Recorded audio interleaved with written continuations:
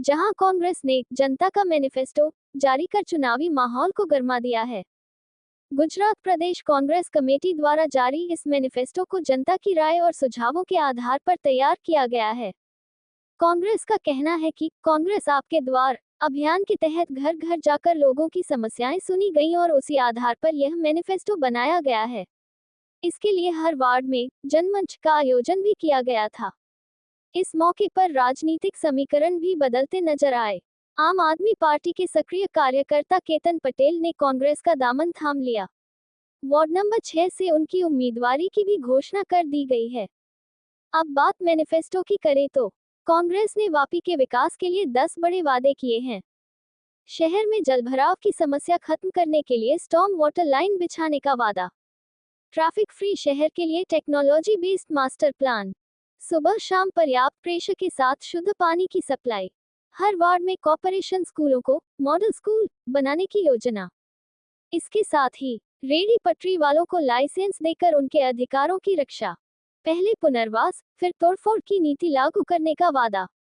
वहीं टैक्स और पर्यावरण पर भी खास फोकस, प्रॉपर्टी टैक्स को आसान बनाना और ब्याज कम करना, उद्योगों के प्रदूषित पानी के निपटान की व्यवस्था, AQI कम करने के लिए सख्त कदम, पर्यावरण संरक्षण के तहत नदी तालाबों में केमिकल युक्त पानी के अवैध बहाव को रोकने का भी वादा किया गया है।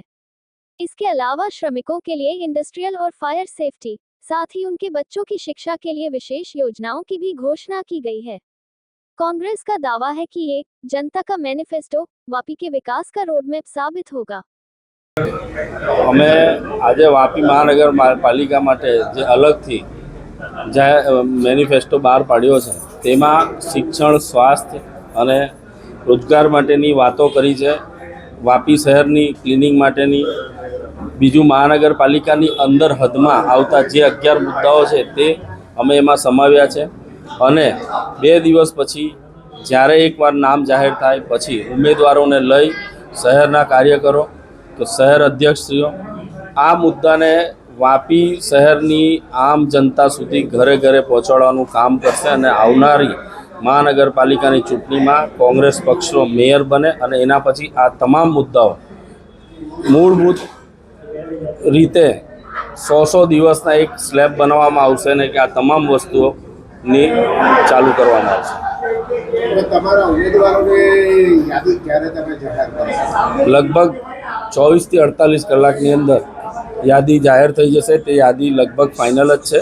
અમારા જિલ્લા પ્રમુખ અને શહેરના પ્રમુખ એની પર જે ડિસ્કસ કરી રહ્યા છે, થોડું ઘણું કંઈક બી હશે તે લગભગ કાલ સાંજ સુધીમાં જાહેર થઈ જશે.